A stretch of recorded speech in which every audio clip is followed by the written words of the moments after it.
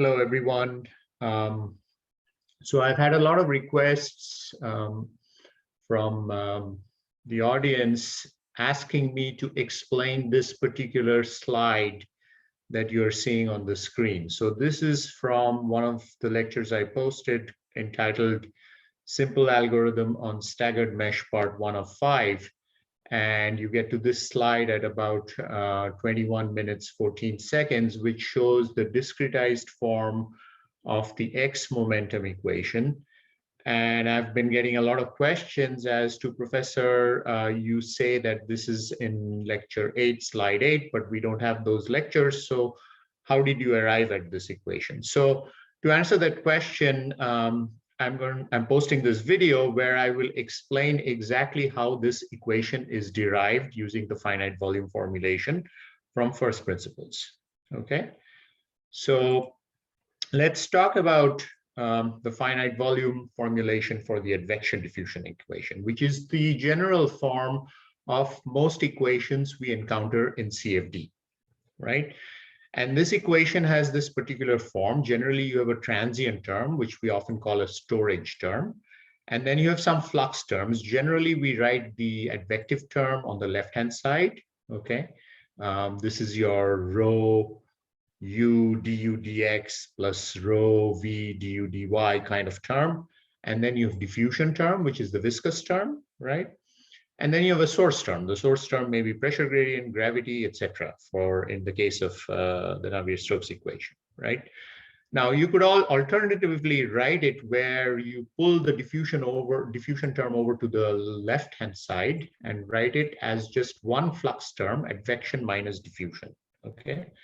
Which gives rise to this kind of an equation mathematically. So here is again your storage term. And then here is your advection term. And now I have minus diffusion, as you can see, okay, combined into just a total flux, advection minus diffusion kind of term. And then you have the source term. So this is what we call the generalized advection-diffusion equation. And obviously, all equations that we encounter in CFD fall into this category. Specifically, if you use these, for example, if phi is 1, gamma is 0, gamma is right here. If that's 0, and source is 0, you get the continuity or mass conservation equation. If phi is equal to the x component of velocity, u, and gamma is viscosity mu, and the source is your pressure gradient in the x direction plus body force, you get the x momentum equation, and so on. And you can also apply the same thing to the energy equation, right? So therefore, this equation is of importance, this advection-diffusion equation, and we will talk about how to discretize it in a general sense so that the end result can be applied to all of these equations, no matter which equation we're solving.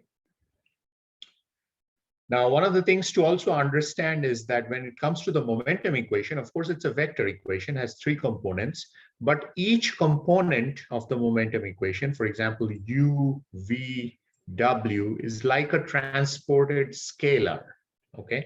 So if I replace, for example, these phis in this equation by u, then I get the x momentum equation. If I replace them by v's, I get the y momentum equation, and so on, okay? So even though the momentum equation is a vector equation, individual components of the momentum equation can be thought of as scalar equations. All right, so how do we discretize this equation?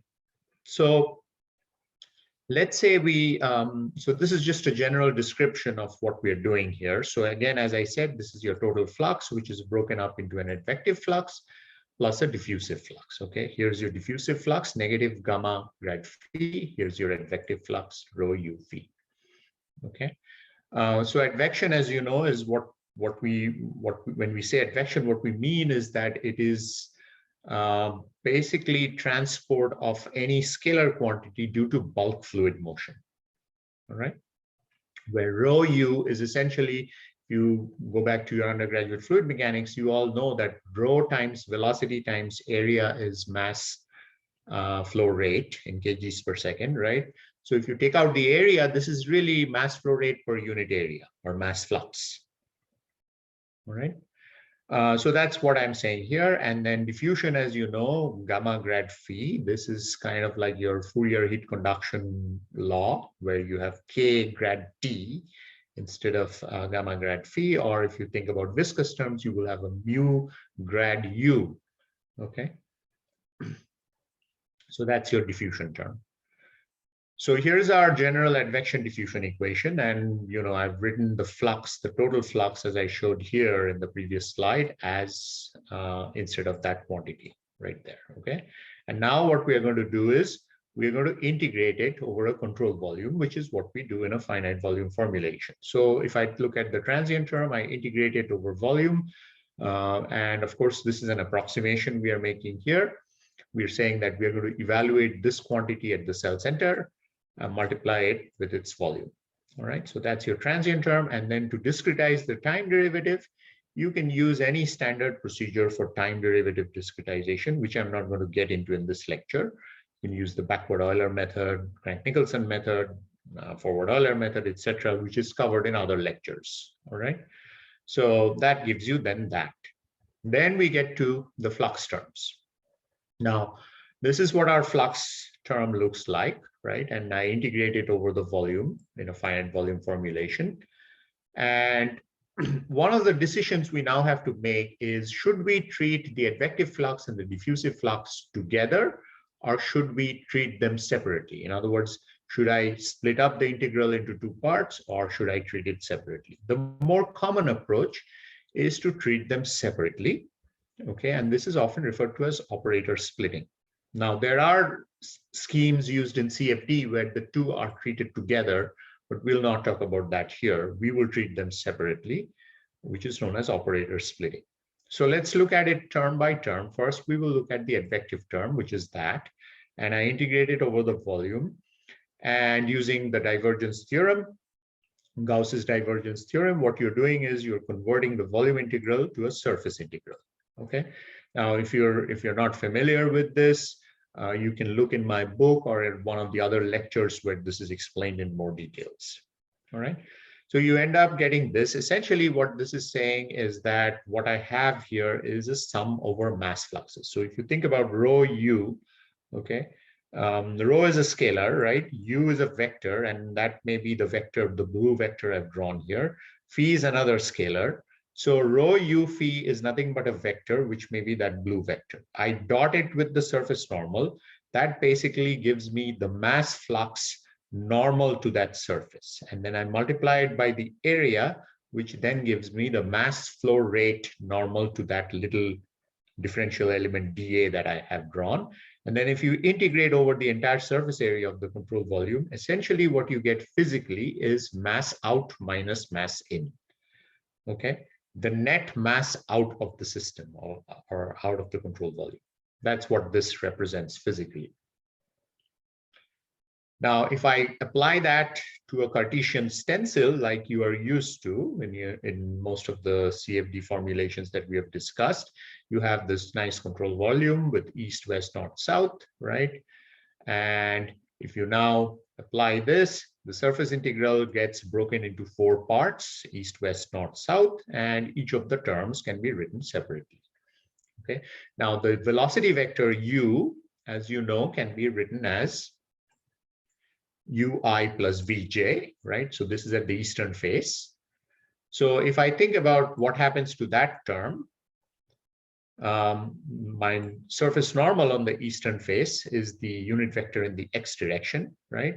That's this guy, this green arrow right there. So if I dot the two as shown here, okay, I'm going to get u dot n at the eastern face, which will be nothing but the u component or the x component of the velocity vector, ue. So therefore, this term here essentially reduces to rho u east a east times phi east. And similarly, you can write the other terms. The reason you get a negative here is because the surface normal on that face, on the western face, is a minus I, not a plus I like on the eastern face. That's why when you do the dot product, you're going to get a minus u west. All right. So that results in that minus sign. Similarly, for the southern term, you end up getting minus vs, and for the northern term, you get a plus vn. all right? So this is basically my net advective flux. It's nothing but the mass flux times the transported scalar. Okay, so if we simplify further for a Cartesian control volume, again, you are going to get essentially the area at the eastern face is nothing but delta y. So that simplifies, right? And now the next question is to obviously, we want to express this quantity here in terms of cell center values, because, we are solving for phi at the cell centers. When we solve this advection-diffusion equation, what we are after is solving for phi at the cell centers in a finite volume formulation, okay? So we want to express those phase values in terms of cell center values, okay? How do we do that? We use Taylor series expansions. Let's say I use 2 Taylor series expansions, I can derive a central difference scheme, which is what this is. Simply saying that the phi at the eastern face is this guy plus that guy divided by 2 for a uniform mesh, okay? That's pretty intuitive, and it's second order accurate, as you would expect in a central difference scheme. Now the question is, can we use actually central difference for phi east? Okay, and that is where all these discussions come in. Some of the advantages of central difference, of course, is that it is second order on a uniform mesh, as I just showed you, and there is information propagation both ways. In other words, I'm approximating this using this and that, which means information is propagating this way as well as that way, right? But the question is that physically meaningful? Because we know that advection follows a so-called wind, okay? So, if there's a fire burning here and wind is going this way, you will typically smell the fire on the downstream side. You will probably not smell it here. Okay, now, in reality, you may because of diffusion, but much stronger chance that you will smell it here immediately because the wind is from left to right. So information is following the wind, okay, in this case from left to right. So if I use central difference, though, that's not the case because information will follow both ways, all right? And that's not good, because then you would say that the possibility of smelling this fire at this point and that point is identical, which is not true in reality, all right? So CD, central difference, defies the concept of a wind, the physics of a wind. So therefore, we do what is called upwind differencing, or information following the wind.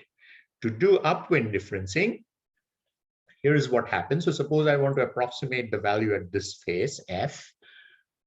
If the wind is blowing this way or the velocity is that way, then I'm going to use information from these cells. If the wind is blowing that way or the velocity is negative, then I'm going to use this information, okay?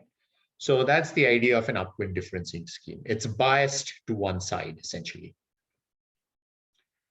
So if I use just one cell for simplicity, let's say, okay, so suppose I want to approximate the value at this eastern phase, like we started out with, then if the velocity is positive, and I'm just including the rho because this is mass flux essentially, all right, or mass flow rate. You may or may not include the rho here in the argument because rho in this case is just a scalar quantity and it's always positive. It's never negative. Okay, so it doesn't change the sign of this quantity. But if the velocity is positive, then you're going to use this guy. As you can see, we're using phi naught. Okay, if the velocity is negative, then we're going to use this. Okay, so this is basically what the upwind differencing scheme is. Now, the reason all of you got confused when I showed you these slides is because of these expressions that you see here. Now, what one does often is, for the sake of better or efficient coding, okay, program writing, you use what are called switching functions, okay? Now, if you were to implement this scheme as is, what you would do is you would, at every phase, you would check this quantity. You would have if statements to check that. And then you would say, accordingly, I construct my equation. But that's very cumbersome because then you can't write the equation in one compact form, okay, and work out your mathematics further down the road. you will have to always have two sets of equations to work with, which is really, really cumbersome and difficult, okay? And not to mention that if checks are very expensive, if you put them within the deepest loops of your code. So for example, if you're looping over all faces, every iteration, it's a lot of if checks, and that can get really very expensive. So instead, we use these switching functions, okay? So here is how the switching function works. So we're saying that this quantity, using the Upwind differencing scheme, can be alternatively written as that. Now, how does that work?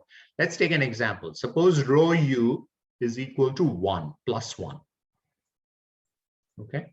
So if it is plus 1, then you see I get a 1 here, a 1 here, right?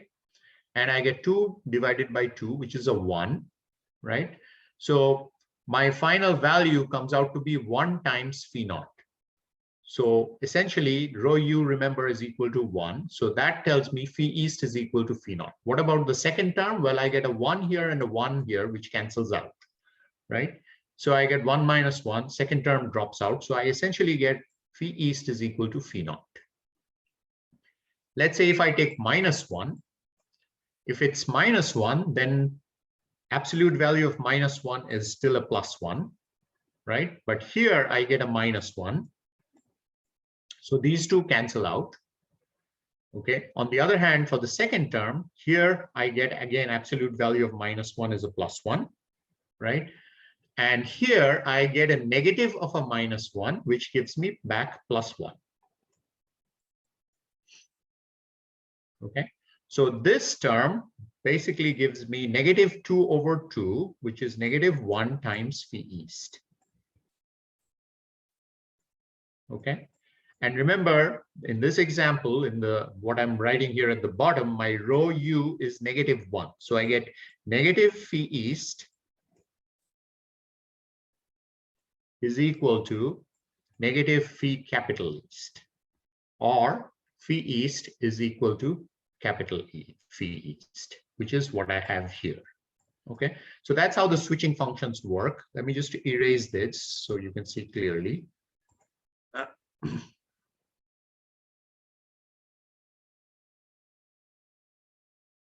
All right. So using these switching functions, I can write just one single expression, even though I'm using, these binary checks in constructing my scheme, right? So therefore, my advective flux at the eastern phase, which is that, can be written in one compact expression like that, right? And you can similarly develop or write expressions for the other quantities, rho u west, phi west, etc., using the same kind of switching function. All right. And then finally, you get to the diffusive flux. The diffusive flux, of course, we are still going to use central differencing because, again, the physics also dictates diffusion should happen in all directions. It should not be biased based on the direction of the flow, right? So therefore, we use central differencing. And if I, again, take the diffusive flux, so this is what we got from the finite volume integration using divergence theorem. We split it up into 4 terms. And again, for our Cartesian stencil, you can see n east is equal to I. So if I perform this operation, okay, I finally get dphi dx at the eastern face. And that can be written using central difference as phi east minus phi naught over delta x. You already know this. So I'm calculating the gradient or dphi dx at that eastern face. I'm simply using that value minus that value divided by delta x. Okay, so that's my diffusive flux.